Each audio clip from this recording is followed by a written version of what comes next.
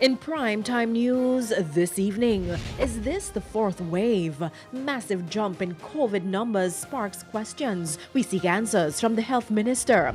Face-to-face classes. Some schools resume in-person interaction despite increased COVID concerns. And later, social media addiction. We explore the growing issue in a primetime news special report.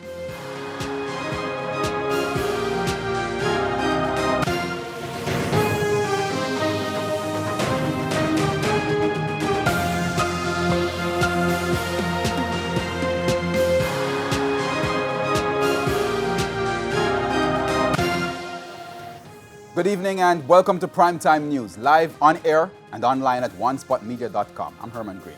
Also this evening, the business day, there's Primetime Sports, there's sports commentary, E-Prime, and your weather reports and forecast.